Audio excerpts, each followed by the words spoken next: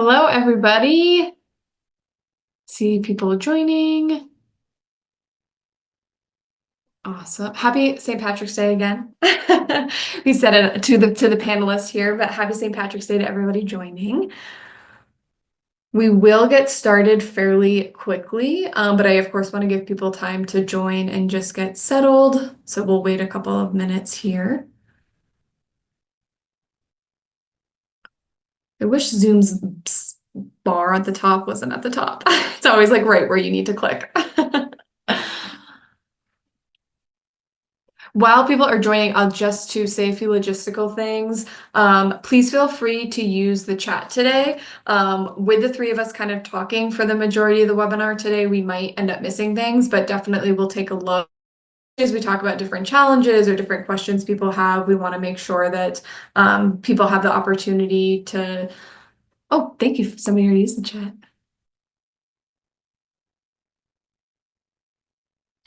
Oh, yes. Let me see. Katie, let me ask.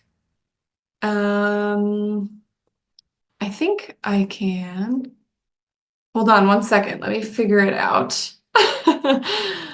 But while I'm figuring that question out, like I said, please feel free to use the chat or the Q&A as needed. I'm going to monitor that to the best of my ability as we're getting started here. If we miss something, just please know that it is not intentional. It's just because of the sake of us kind of having the discussion, but we definitely want people to feel free to utilize the chat. We'll be talking about different challenges that we hear different districts facing. So we just want to be able to get input and make sure we're kind of addressing some of the questions you have. And then for our panelists towards the end, just making sure they have an opportunity to answer some of your questions as well.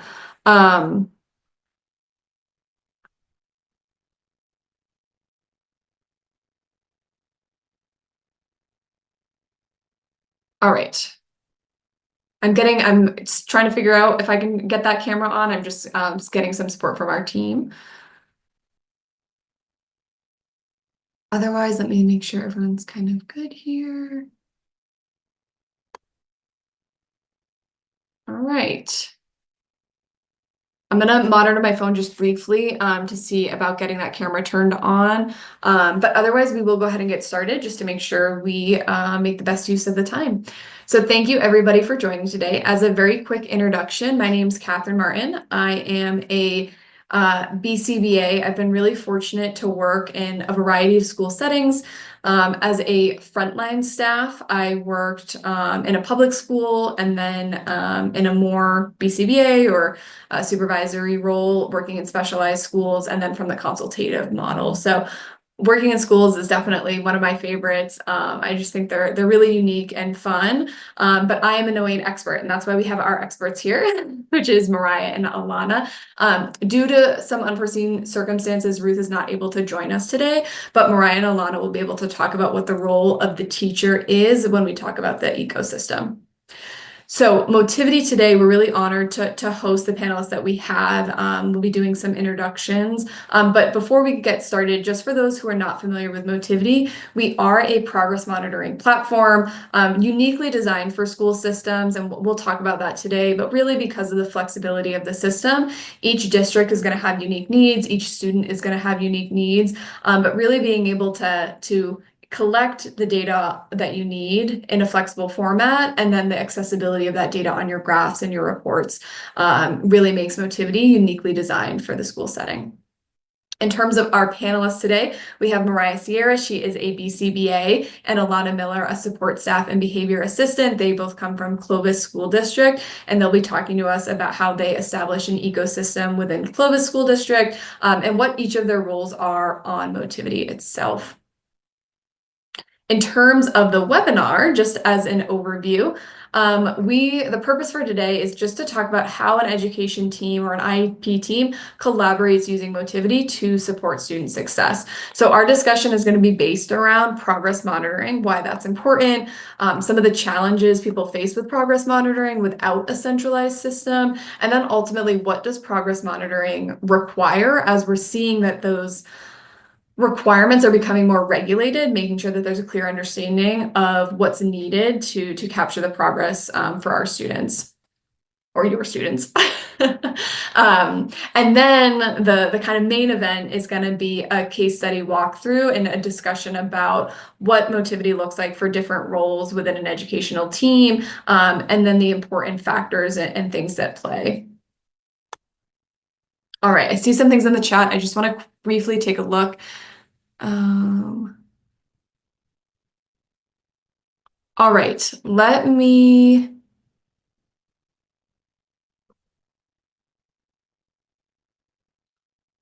take a look really quickly. So sorry about that, getting that camera turned on. I don't know if I have the access to do it.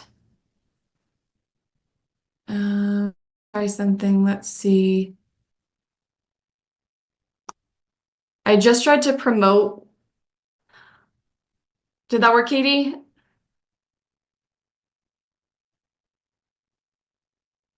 There was a couple.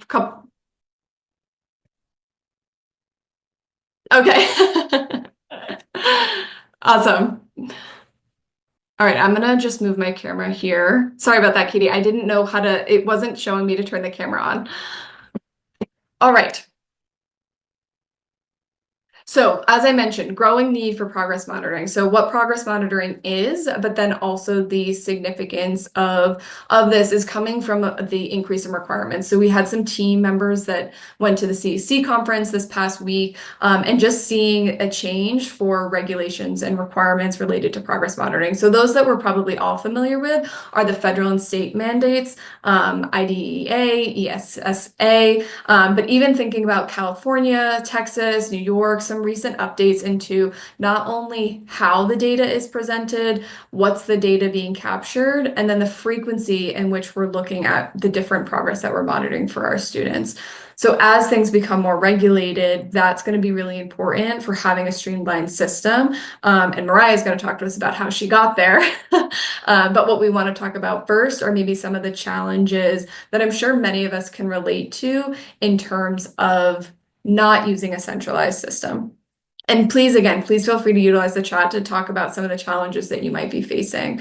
But one that we hear very frequently are data silos, and that's going to come in a few different ways.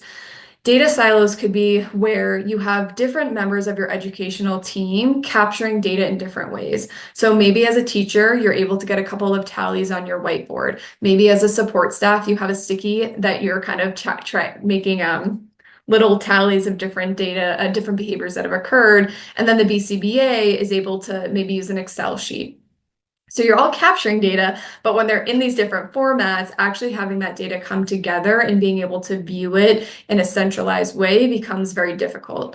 That also can result in somebody having to capture all of that data, assuming something doesn't get deleted or wiped off the board or thrown out, but also bringing that data together and then being able to put it in a way where people can view it together. The other format or the other kind of component to data silos is also that piece on, are you even taking data on the same behavior? So maybe something, and again, Mariah is going to speak to this, but having talked with her previously, as a BCBA or even a special education teacher, there are certain behaviors that we might see or certain goals that we want to work on, but our day-to-day frontline staff working with our students might find that there's actually different components of the behavior that we want to capture data on. And so making sure there's a clear understanding that you're all capturing data in the same way. So whether is your operational definition laid out in a way that's easy for everybody to understand and access, or are you even capturing the correct measure on the behavior? And if you're all collecting data in different ways, it can be really difficult to identify that you are doing things so differently, and therefore maybe not even looking at the behavior in the same way, which makes your data all very different and not able to kind of come together.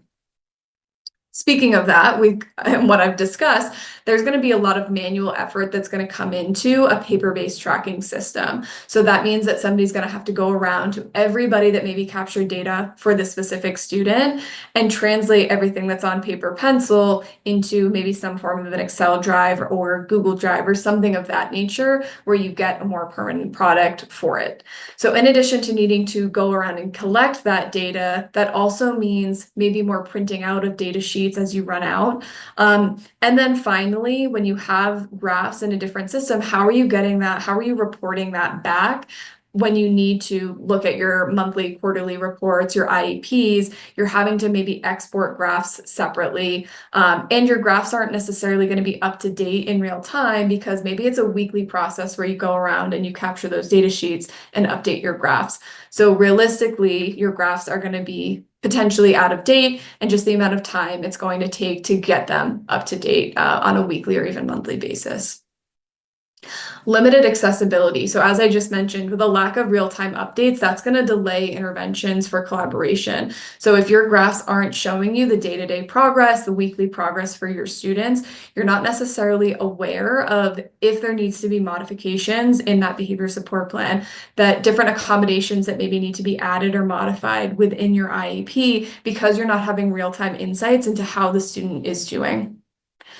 I also think of accessibility when we talk about the ability to view data easily, have what you need to make changes to the different goals and objectives that you're working on, but also readability. So with an IEP team, as we are going to talk about and what we've mentioned in the beginning, you have different roles and different stakeholders. And if there isn't a uniform language across each of those stakeholders when you're viewing data and you're looking at objectives, it can be quite difficult to ensure that everybody has accessibility when it comes to understanding the goals and the data that you're looking at. We'll talk about some tools that are going to improve that accessibility in terms of real time, but to make it clear and transparent to everybody, is the student making progress? Compliance risks. I'm sure that's one that everyone can relate to and maybe is what makes us all a little bit scared, is making sure we are staying compliant with the IEP for that specific student and maybe that specific district. I know everyone's IEP is just going to be slightly different. There's going to be things that are included to support that student in a very specific manner. And if we have missed documentation, if we aren't proving that we're collecting data as outlined in the IEP, then we're potentially creating this huge risk that we are not going to be compliant. Ultimately, our goal is to ensure we're supporting our students. But I think, again, we can all relate to that, I don't know if fear is the right word. I don't know, Mariah, if there's a different language there, but that it makes my heart rate increase even now thinking about that kind of terminology of just making sure we're following what the district has outlined for us and what that specific IEP requires as well. And then that final piece, lack of visual data. So again, without having automated graphs, being able to identify trends and analyze trends really quickly, it can make it difficult to be able to view the progress that you need. So if you kind of are always working on a paper data sheet, maybe you have a data sheet where the support staff or the frontline staff that are capturing the data, it's a weekly data sheet for them. And so again, you're not graphing it in real time. It can be difficult to see what that progress looks like. You might be able to see a percentage, but you're not actually seeing that reflected on a graph in a visual format where it's a little bit more transparent if the student is making progress or not. Are there changes that need to happen? And when you are graphing that data and you can see everything in real time, you're going to capture any sort of interventions that are required more quickly and more easily. Progress monitoring requirements. So we just talked a lot about the different challenges. And again, I'm sure we could relate to all of them, but we want to focus on what is required for progress monitoring so that as we move into our discussion about establishing your ecosystem, what are the things that are important when you create a collaborative team for your students?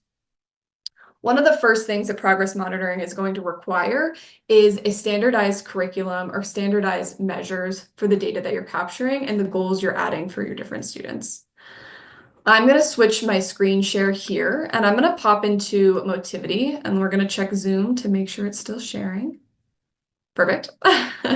So I'm in Motivity here. I'm in one of our libraries. And as I mentioned, progress monitoring is going to require some sort of standardization for the goals that are being added. Here in the Motivity library, you can see we have our IEP goal, and this important part when we think about staying compliant is what we're referencing. So maybe it's a specific curriculum. Again, that's going to be different for each state, each district, each county even. And then also maybe certain assessments that you're referencing. The importance of that being that as your student progresses within that school year, but also across grades, it's really clear to see the progress they're making across the curriculum. So are they maintaining what they need for their grade level or their competency level? Or across the assessment tools you're utilizing, are we seeing progress across that assessment? Without standardizations, it can be difficult to actually analyze the progress. If goals are kind of coming in all different places, we're not able to see a clear or streamlined way in terms of how the student is making progress.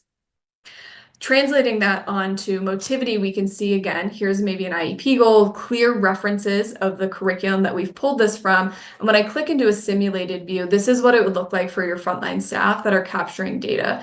So they don't necessarily need to know what's our IEP goal or what's the reference. They're going to be able to access that, which can be helpful, but ultimately we're making it really clear about the behavior that they're capturing.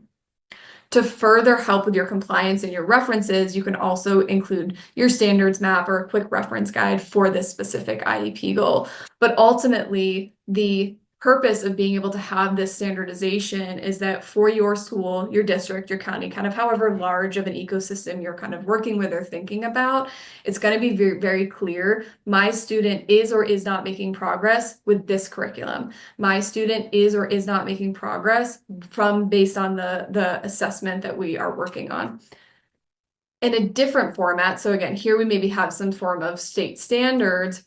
If we go into Motivity School Library, that's where you can see certain progress based on assessment. So I'm going to filter by our labels here, and maybe we want to look at communication goals. So the goals I want to add, if my student needs to work on some form of actions, I can see exactly where this assessment or what this goal is referencing, and then from there copying it or assigning it directly to my student.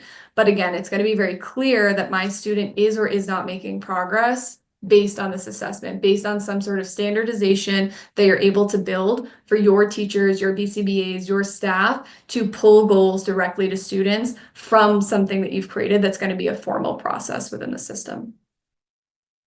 Now let's focus on the data that they're capturing. Once we've added those goals, what's the data capture going to look like? And in terms of progress monitoring requirements, that's going to be frequent data collection. Switching over to a different tab here, I'm clicked into a different student. So now those standard goals that we're looking at have been added for my student. And now I need to make sure that they're accessible for my staff to collect data on, ideally on a daily basis, but as the frequency requires on that IEP or for that specific student. To orient to what we're looking at, on the left side would be each of my goals, and then we're looking at the specific objectives that we're capturing data on.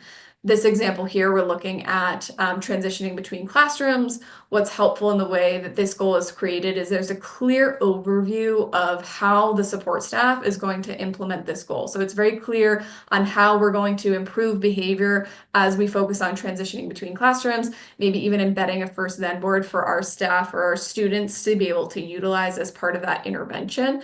But then just capturing the data you need is going to be really easy because it's all embedded in that same spot. So I don't need to have a paper that's going to show, here's how to run this goal, here's the intervention strategy, and then here's a different system where I'm capturing that data. It's all together on that same system, which will, again, improve the ability to easily capture that data.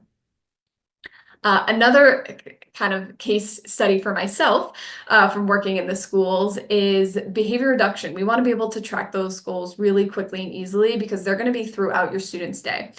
So by pinning something to the bottom, I'm not having to find it within the system. I'm just able to capture this information really quickly and easily. I often would tell myself, oh, I'll remember to score that behavior. I'll remember to make sure I track that after the fact. Doing it in the moment we know is going to be the best. It's also going to make sure we're being compliant with what's expected of our IEP goal. So I don't have to look for anything. It's just going to be right there for me on the bottom of my screen. Now, once a goal is achieved or an objective is achieved, we want to transition from collecting data maybe on a daily basis, and maybe we want to look at progress monitoring over time. So embedding some sort of automation that's going to move once my goal for transitioning between classrooms has been achieved. I want to make sure that the student maintains this goal, but I also want to show in the IEP that this goal has been achieved on our daily basis or what our daily goal was looking at, but also over time. So across weeks, we're able to show that this has been maintained, and then eventually on a monthly basis, this is what my students been able to achieve related to their IEP goals, and we've been able to see that that skill has continued, generalized, and maintained over a certain time period that you're looking at. And your graphs are going to be able to show what that progress looks like. Brings me to our next point. Progress monitoring is going to require frequent analysis of your graphs and being able to, again, analyze these graphs in a way that's really accessible. So by generating my graph here, I can even, if we want to adjust our date range to see different information, but I'm able to get an overview, the data that was just captured now. So I'm able to, in real time, see what's happening, see what's going on, but maybe I want some further analysis and I'm able to add that trend line. So this is showing me that, okay, the behavior is increasing, but by having my real-time data insights, I can see, maybe I'm going to go to Mariah, my BCBA, and I'm going to say, we're not making the progress I thought. It's a little bit less of a steep curve than I'd like to see. It looks like we're having, my trend line looks a little bit flat. And so I'm able to go to my Mariah as my BCBA to maybe make some adjustments and some tweaks there.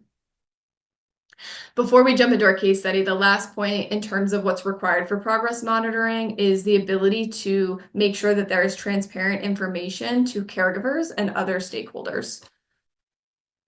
Tab number 3 is going to show how you might achieve that.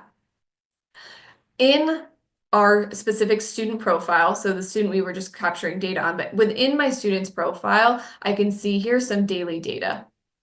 So whether I am a caregiver or I'm just another member of my IEP team, I can look at this specific student, what behaviors happened today, what goals have they worked on today, and how have those goals run. So if we're looking at letter sounds, for example, we assessed that specific objective, and I'm able to see exactly how that went for that specific student. Really transparent, really easy for me to access. If I want to look at progress on a larger scale, it's going to make sure you can include some sort of monthly or quarterly progress summary that's going to be easy to generate. Looking at the example here, nearly all of this information is just directly importing into the summary itself. So if somebody came to Mariah and said, hey, Mariah, I know that I talked about needing these goals in 2 months, but actually I need to look at the progress right now, Mariah can generate this report. She can pull all of this information in very minimal time. But in terms of a caregiver needing to see the information they have, or again, any stakeholder as part of that educational team, they can see the graphs. I can get an overview of what the specific IEP goals are, that specific objective, and I'm able to see how this child or how my student is doing within that date range that I need to pull my report from. Really accessible and really easy also in terms of that understandability like I was mentioning. So I can see the goal, different dates, for example, but then my graph and my trend line. So it's very clear if my student is or is not making progress with their IEP objectives. We do have something pop in the chat I just noticed. How long is data retained / graphing available for review? Does data stay within the student profile, or is the provider profile, thinking about students that change grades, case managers from year to year? Great question. The data will stay on the system for as long as you're on the system. Even if you archive a student, for example, that data is going to stay there for you. And in terms of transitioning between classrooms or across grade levels, you can just change who has access to different students. So if that student is no longer working with one teacher or one support staff, you can remove their access and give a different user access so that you're maintaining, HIPAA compliance for your schools in terms of data security, so that if somebody isn't working with that student, they don't need to have access to them. But there isn't any sort of big manual overhaul when they change or they progress through your district in terms of grade level or even changing classrooms. That was a great question. Okay. Now I've been talking a lot and I really want to hand it over to Mariah and Alana here. So that final piece, what does progress monitoring require, is going to be making adjustments in real time based on the data insights that you are capturing. So we want to focus on that ecosystem and how to establish your ecosystem. So we're going to get through a case study, but before we jumped into that case study, Mariah and Alana, can you please tell us about what is your role in your school? Obviously, we have a BCBA and Alana as the behavior assistant, but just talk a little bit more about what your role is within that ecosystem. And if you don't mind speaking to Ruth's role as well as the special education teacher, and then what your role is on Motivity. Yeah. So like Catherine said, I am a BCBA. I also hold a special education license. And I had the the joy slash stress of creating a whole ecosystem in Clovis for this online data collection system.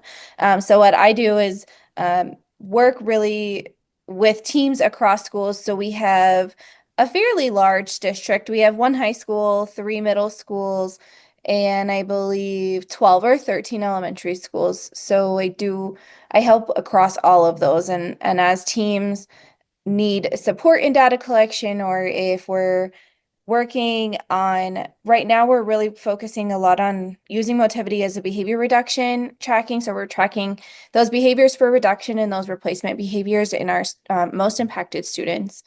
I love that Motivity has grown since I even started using them. When I started, I did in-home therapy, and it was really used for all of our therapeutic goals in that in-home setting, those really clinical goals. And so I love that Motivity has grown and is now has those school goals, the school library. We can input IEP goals, and we haven't, as a district, gotten there yet in using it in that capacity. So really, we're looking at it in that behavior reduction and replacement behavior. But my job is really just to help school teams identify behaviors. Let's define behavior. How do we want to track it? Who's responsible for tracking it? And making sure that everyone who needs to have access has that access. So again, like you were talking about, that everyone can see it. All those relevant stakeholders have access to that data all the time. And we rely on our special education teachers like Miss Ruth, who couldn't be here, to be kind of that in between, that holder of information. They're the ones who are working with the students. They're working on creating those goals for the students, academic goals, life skill goals, social goals, those kinds of things. So the teacher really works hand in hand with myself as a BCBA, and then with our with Alana, who is one of our support staff. She's an RBT in our district, to kind of be that in between of, yeah, I see this as concerning, or where Alana can come and say, I saw something. Do you think we need to do something with it? And then Ruth can pass that information along to me. I'll let Alana kind of talk about her day to day and what she does as far as job work, and then in Motivity as well. So like Mariah said, I'm a behavioral assistant here at the Clovis schools, and I hold my RBT license. I work typically one-on-one. Sometimes I have more than one student in the classroom. It just depends on what is needed, and whatever Mariah asked for me to do.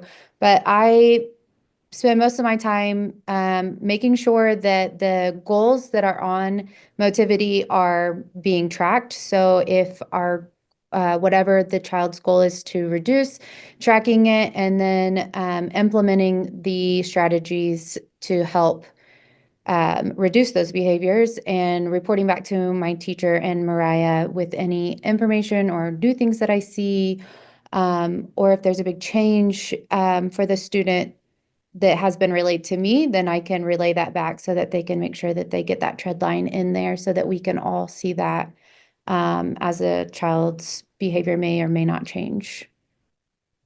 Yeah, absolutely. I appreciate that. And Mariah, like you were saying, you kind of had the fortunate, unfortunate, however you want to phrase it, job of kind of creating this ecosystem within Clovis. Can you talk about what recommendations you have, or maybe, I don't know if it's a recommendation or just what worked well for you in terms of introducing Motivity, or just in general, introducing a more standardized or streamlined system into the school district that maybe didn't exist before you kind of started it? Yeah. When I came into the district, our behavior assistants like Alana were all using various methods of tracking, and a lot of it was anecdotal, Mhm. handwritten kind of session notes for Mhm. each day. And there's not enough hours in the day for me to go through 13 of those every day and parse through, what needed to be graphed and what didn't need to be graphed. And coming from a more clinical in-home setting, I knew the value of a digital platform, Mhm. and I asked and received. And I Motivity was one of my favorites. I've worked with a lot of different online data collection programs throughout the years.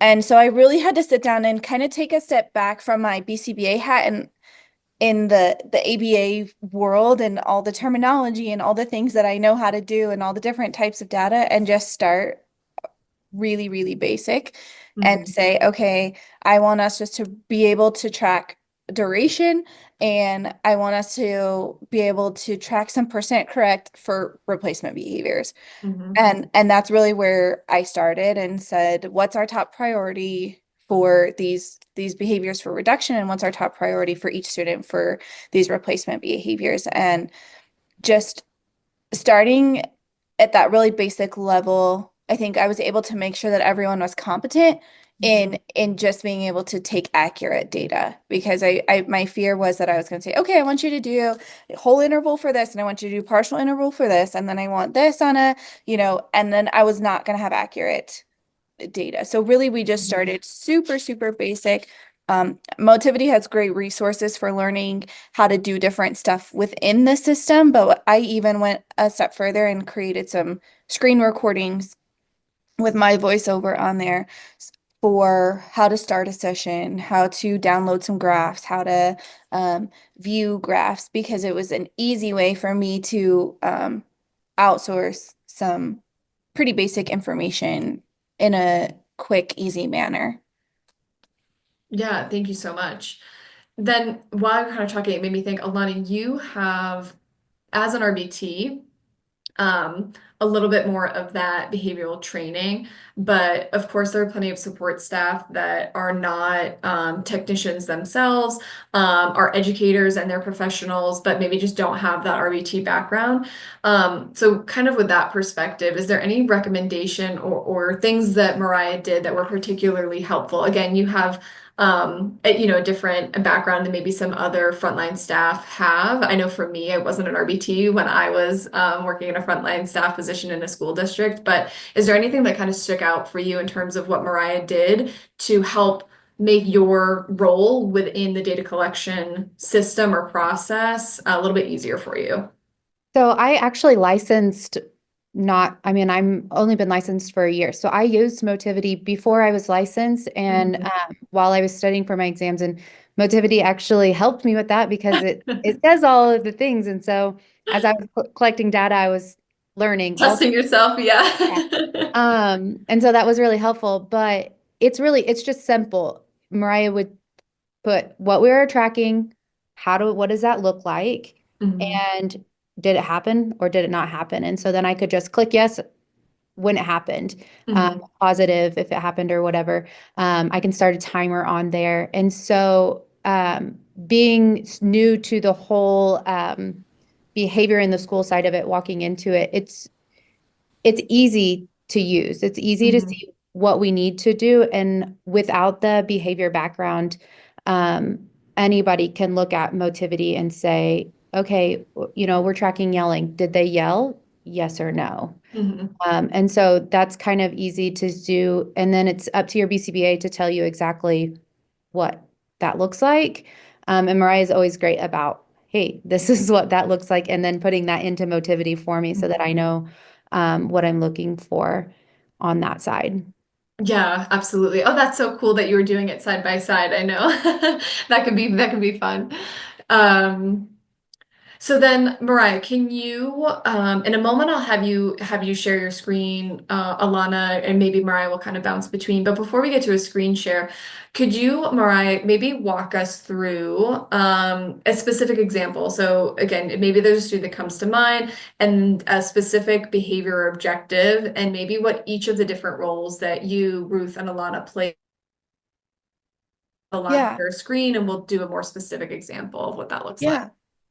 So I really rely on my support staff and my teachers in my aunts, speech, OT, PT, counselors to provide that anecdotal information to me. Mhm. My role in Motivity really and truly is in the background. I create the programs, but I can't create programs unless I have a teacher who's saying this is operationally what it looks like. And then I Mhm. have that frontline staff that's saying, well, yes, 2 months ago it looked like this, but now it looks like this. Mhm. So how do we adjust that? How do we change that? What can we do differently? So I have worked really hard to give the people who are working with students every day the knowledge and the power to just do their job as quickly and efficiently and easily as possible. So Mhm. we work really hard to have up-to-date operational definitions. And I know in education, particularly, we want to know like, and in the ABA world too, like what does that severity look like? And my Yeah. definition of high intensity is probably not the same as a first year teacher, right? My tolerance is way higher. So when we can sit down, especially for those intensity levels, and come Mhm. together as a team and say, okay, low intensity, here's what we've seen this student do. Where are we going to categorize that? And then, like Alana said, it's in there. So if I have someone filling in for Alana's student that day, they can log into Motivity and their operational definitions are right there. I had some major jealousy of that screen share that you did that Yeah. showed, like the step by step. I know Alana's going to tell me after this, hey, can we make ours more because it looked beautiful. But again, that's like that higher level, right? So we're Mhm. kind of somewhere in between the really basic and that really in depth. I know Motivity can do so many more things than we're using it for currently, but I really rely on the team as a whole, and when we can sit down with the teacher, with the Mhm. support staff, with anybody else who works with parents even, Mhm. and say, what does this look like? How are we going to approach this? And then me on the back end, I can go in and say, okay, this is what I want it to look like. Okay, Mhm. everybody here, check your side now. Tell me if you can see what I see. And the beauty of it is when you do have the staff like Alana and some of our other RBTs and BAs is that they get comfortable and they gain more knowledge and gain more Mhm. skill and say, hey, this definition no longer matches this. So we need to adjust some things. And then I can say, oh, you know what? That's a great idea. Let me go in and switch it. And it happens live, real time. Mhm. And I can message Alana back and say, okay, fixed. And it already shows on her side. And I know that's what we kind of want to show on that screen share, how beautiful and how easy it is to do that. And we do have, like I said, our autism specific classrooms. And so we have so many staff working with Mhm. the students at once. And I love that Motivity is live all the time. And Mhm. so speech therapists who has access can go in and look and see, okay, yep, I see the same things. Or we have an impromptu parent meeting that parent called yesterday and wants to meet today to talk about progress. Great. Nobody has to scramble and panic and call me Mhm. because I've given, all the right people access and all the right people training. And that was my goal. I didn't want to be the gatekeeper of Motivity. Right. I oversee the clinical technical side of it, but I'm not the only one who can access the graphs and the only one who can Mhm. see all the things. And so it's been super helpful that all the players can access the information when they need it. Yeah, absolutely. And while you're talking too, it made me think of with that real-time accessibility. And I think about when behaviors just change so frequently. And I think particularly in a school system where one classroom could be set up totally differently from a different classroom, and one person's interpretation can be so different than another person's interpretation. And even when we have this operational definition that can be as clear across multiple people, then you have the new teacher who, the teacher's out. So then we have a whole different person that's working with our students. And just again, there's so many people that are involved. And so having that transparency, but for somebody who maybe reading that operational definition is just new or that student's new to them, what I love too is you pull up a graph and you see like an outlier in your data and you're like, okay, I have a feeling that someone's capturing something slightly different than maybe what the rest of us are. And that transparency too, or maybe that day was really rough. What time did we see 50 instances of trying to leave the classroom instead of our kind of typical two? Right. And just like you're saying, being able to come right to a discussion in that moment of like, let's address this right now versus seeing it a week later when you have to go back and add all that data from paper pencil or whatever it might be.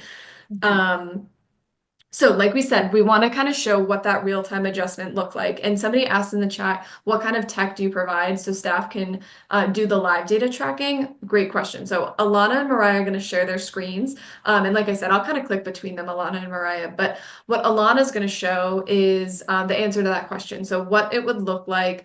So this is a test learner. No one has to worry about. We put the name test learner, or Mariah did, so it's very clear. Um, But if Alana was actually collecting data on a student, for example, she would have this open and she would be able to, in the moment live, collect data on any yelling that she observed. Mariah's screen here is showing the more clinical perspective from a BCBA or teacher that is looking at goals for a student. So she can see a specific objective that she's in. And then for yelling, for example, here's the progress that she's seeing over time. I'm going to switch back over to Alana's screen. Oh, thank you. Thank you, Mariah. So here you can see if Mariah needed to look at the progress, and we have this beautiful trend line that's showing that yelling is decreasing, for example. But as I mentioned, maybe that kind of data point on September 16th, that was an outlier for the student. You'd be able to see all that progress in real time. So before I actually have you jump screens, Alana, can you collect some data for yelling on frequency right now? So you can see Alana is collecting data and we're actually seeing all of that update on the graph. So that's how real-time Motivity is, where if Mariah, maybe she could hear some yelling down the hall. She's not totally sure what's going on, but she's hearing some yelling down the hall. She could log into a student. She could pull up their graph, for example, and she would see data being added live. And maybe that means she's going to go down and see what's going on. Does Alana need support? Does the classroom need support? But it's time stamping exactly when that data was captured and who captured it. So maybe it's after the fact, it's agreed, Alana and Mariah, this student is really reactive to additional attention. So Mariah at the end of the day is going to go over to Alana and say, hey, I had heard some yelling and then I saw you collect some data around 1:40. Well, okay, we're all in the same time zone. Yeah. What happened. But again, that real-time nature, those real-time insights of Motivity. So now alternatively, I'm going to switch over to your screen, Alana. And again, here's the data that she would be able to capture in the moment as she was observing behavior. To the example that Mariah had provided previously, maybe yelling, it's becoming more difficult to have individual instances. So tracking each instance of yelling is just overwhelming. And Alana is able to report back to Mariah and say, yelling's kind of happening. When it happens, it's kind of happening for a significant period of time. And so trying to capture each instance becomes difficult. And so Mariah, could you show if you needed to then change this from a frequency that we needed to look at duration? So Mariah on her screen is going to, in the back end, let's say, update this program from a frequency to an actual duration. So Alana is able to give this feedback, but it's not as necessarily helpful if this adjustment isn't made in real time. What's going to be helpful for Alana is the next time she's with the student or while she's currently with the student, she's able to see those adjustments made. Okay, updated. Okay, perfect. Will you refresh your screen, Alana? Thank you there. And will you scroll down for me? Okay, perfect. Sorry, you can scroll back up. And will you pop open your graph as well, Alana? It's right where you're awesome. So we can see the graph like we mentioned. Will you adjust your date range, Alana, too, just so we can see a little bit further out, up right towards the top. You can make that adjustment here. So again, we're able to kind of see those adjustments change and what's happening in this specific behavior. So Mariah, will you do me a favor for this test student? Let's add a behavior. So let's say you observed a new I'm trying to think of an example. All I can think of is like out of seat behavior or something like that for this test student. And Alana, go ahead. You could X out of here. And if you were to add a behavior reduction goal for this specific test student, just what that would look like so that Alana's now able to capture that data in the moment.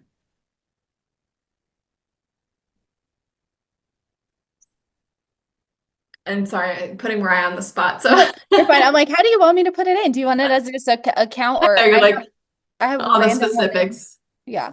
Let's see. This is not going to make a lot of sense, but you're going to get the That's totally gist of fine. it. Okay, it's updated on my side. Okay, perfect. Do you want to scroll down again? I think it should pop. Maybe not. I thought it was going to pop up at the top, but it did not. It could be because it's throughout, if you do it throughout the day. Mariah, it could be if it's in a session. That's weird. See?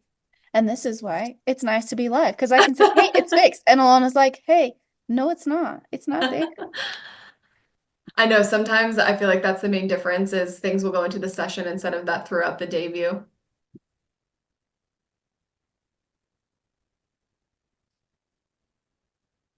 Yeah, it's And in even there. if you want to see that while Mariah's updating that, Alana, will you click on where it says school in the top left-hand corner and then where it says one program with one target? So you'll also notice, is that the goal you added, Mariah, accepting feedback? No.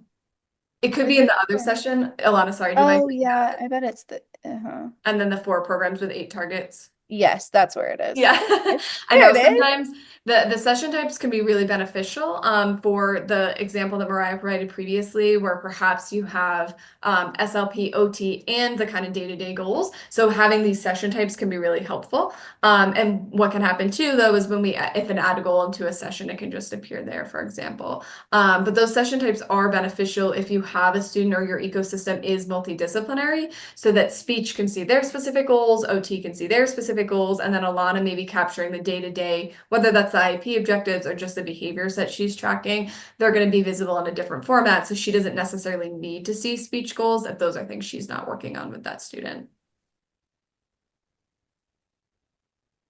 Yes. Okay, Alana, will you hit start now on that one? Oh, it's gonna make you put in an end time.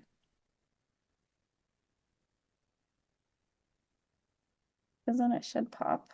Not be that AM. Let's not do that. There we go. I know. You're like, where is it hiding? I know But you here did you, it. Oh, and then the frequency. yeah, And perfect. where you have that pinned one. Mm-hmm. So you can see here that if Mariah needed to add something, it would be accessible to Alana in the moment so that she's not having to wait across multiple days or whenever Mariah can get to it. It's just available in the moment. And two, when we talked about having that operational definition, if it's something they've already talked about, then they have that clear understanding of what they're specifically looking at as well. For something like this, where we're capturing frequency in addition to a specific, in this case, it's a partial interval, it's really easy for, within a 30-minute time period, how frequently did this student invade personal space, for example, here. Mariah, while we're on this student, do you have an example of that intensity tracker that you mentioned?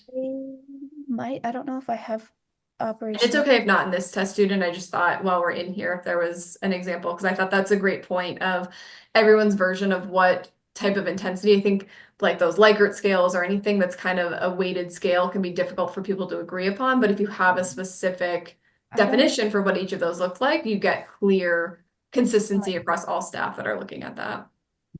I can find you one. I know if Alana scrolls down, it'll show like an example of what it looks like. Oh yeah, It'll perfect. say So we like can low see here. equals, medium equals, high equals. So it's just all right there. I don't have one embedded in here, but Oh, this that's is where totally you would fine. see it. Awesome. And what you could do too is if we wanted to, very quickly, I can show. Sorry, Mariah, I'm gonna hijack your. You go for it. I'm not gonna go on. I'm not gonna share my screen here because I don't want to show any of Clovis's actual students. But if I go into this test student that we've created.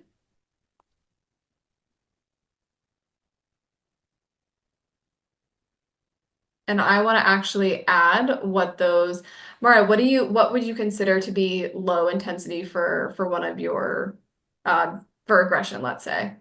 So usually that looks like some more aggression toward like verbal aggression or aggression towards the environment, like throwing items is how it Okay. gets defined most of the time. So we could say aggression towards the environment. What about for medium? Usually it's gonna be like open-handed contact or like contact with the torso or arms or legs, and then that high intensity is gonna be any like closed fist or repeated contact with others. Okay, perfect.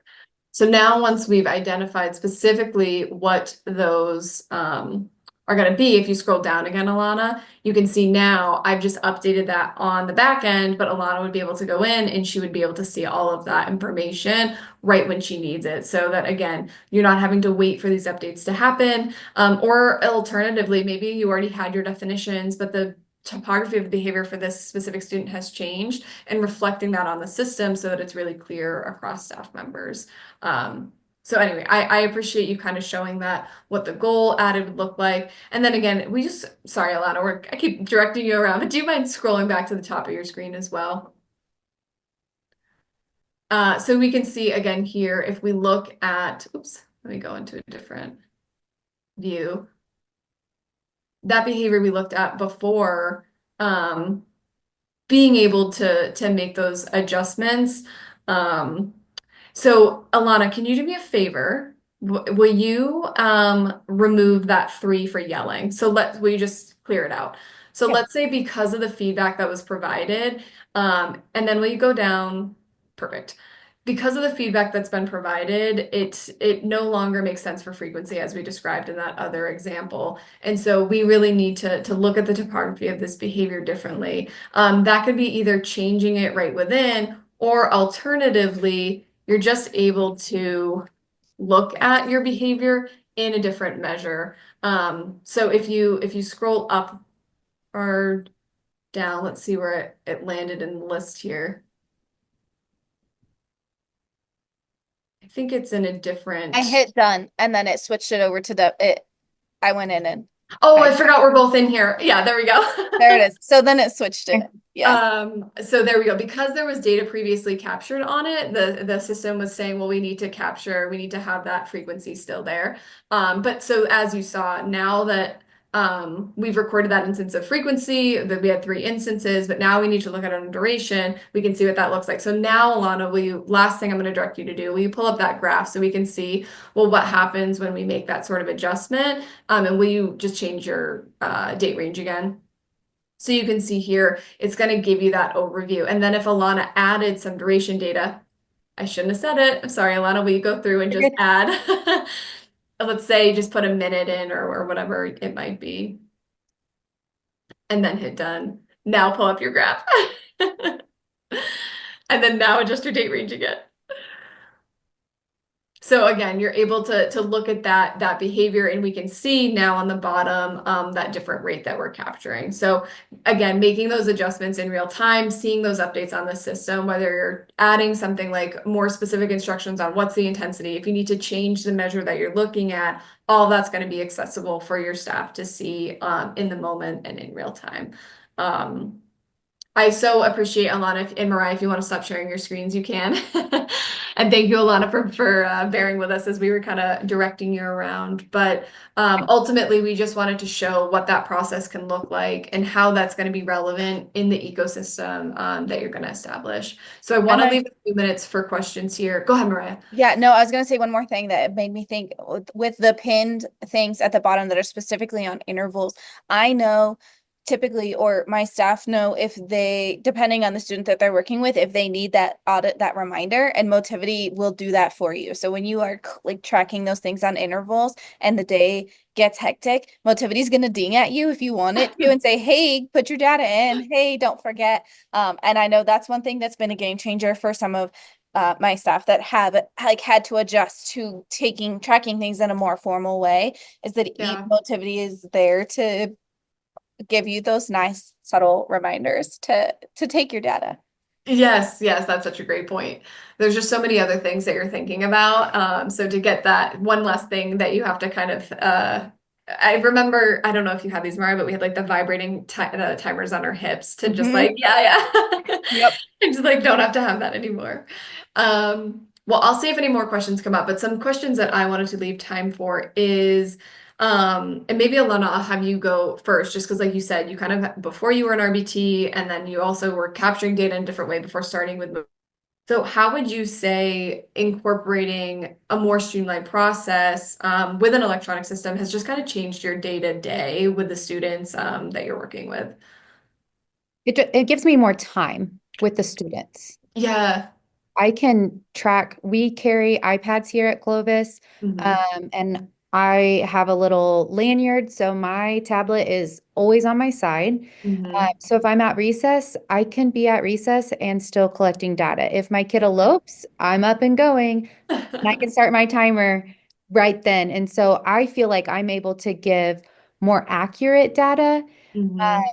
and I can then relay like, hey, this was really intense, right there at my fingertips. And sometimes if we're in behavior, I am not only time stamping everything in Motivity, I'm also typing in Yeah, Motivity so that right. I can give that real life updated data to everybody that needs it.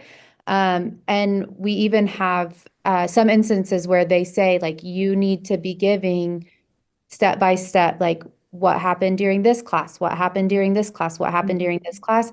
And Motivity makes that possible. There's no way I could write fast enough to keep up with the data that they want sometimes.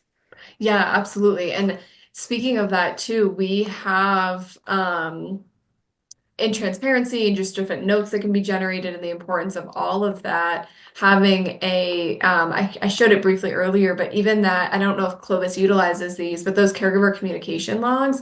So there's certain data that maybe we want parents to have access to, but maybe also if you're working with a child or a student with limited communication, non-speaking or limited vocal verbal, giving caregivers, here's when they went to the bathroom, here's what they ate, and all that information that's going to be relevant so that the parents have an idea of what maybe the afternoon's going to look like. But like you're saying, you can do it all in real time while you have those 2 seconds. Well, maybe your student's working on an independent task or something like that, and just that accessibility there. But that's great to hear.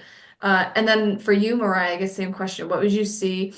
How has Motivity supported improving student outcomes, or what was kind of the biggest change you saw between having a non-centralized system and then making that transition? The biggest thing I've seen is that we're making data-driven decisions as a district. Yeah. We're not making these, subjective, like, well, this student's made a lot of progress, so we're going to exit them from having, Hmm. these higher level of services, like having Alana be there all day. Um, and it's not subjective. We're saying, Hmm. okay, here's where we started, when this student, here's, we saw some regression when we came back from spring break. And that's, Hmm. those phase lines and all of that are beautiful in Motivity too, because it just makes it straightforward, and it's not me making decisions. It's not one Hmm. person saying, oh yes, they've made enough progress. It's, the team as a whole looking at the data and saying, okay, what's next?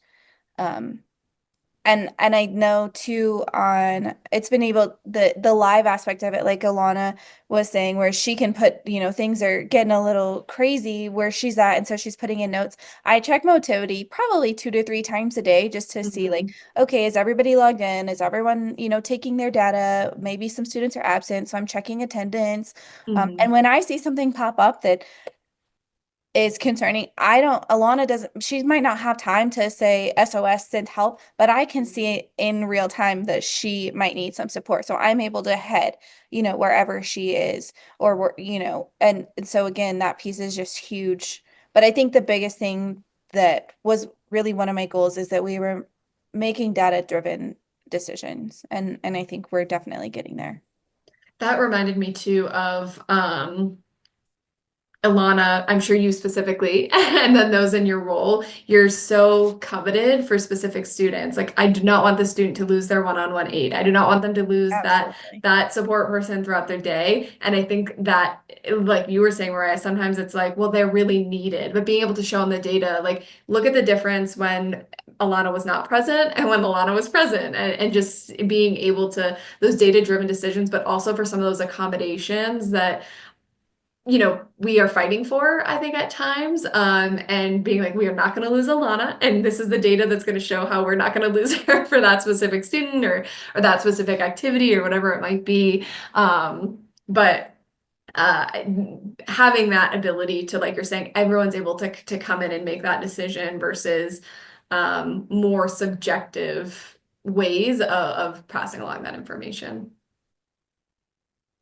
There was one question for parent access. Is that view only or is there a way for communication? So parent access, Motivity has all unique user levels and permissions. So for example, Mariah, when she onboarded her staff onto Motivity, she identified, who was a special education teacher, who was a behavior assistant, who was SLP, for example, and then identified their levels of permission on the system. And you can do the same for a parent. So you could allow them to just view their child's data. You could allow them to generate, we have a caregiver communication log that someone like Alana, for example, could fill out to inform the parent of the day. We also have ones where parents could go in and write information about how the weekend was or how the night went.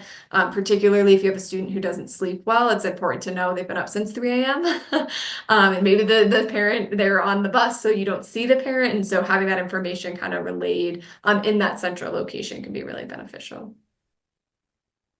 Well, I so appreciate your time, Alana and Mariah, and I know I do want to give them a special shout out. They're on their spring break, and they, but what is spring break for educators? I'm sure there's still so much work you're doing, even when Yep. you're on your breaks. But we really, really appreciate your time today. I'm sure that everyone here also really appreciated hearing what establishing an ecosystem looks like and how you've been able to achieve that within Clovis, and hopefully have some key takeaways for their own districts as well.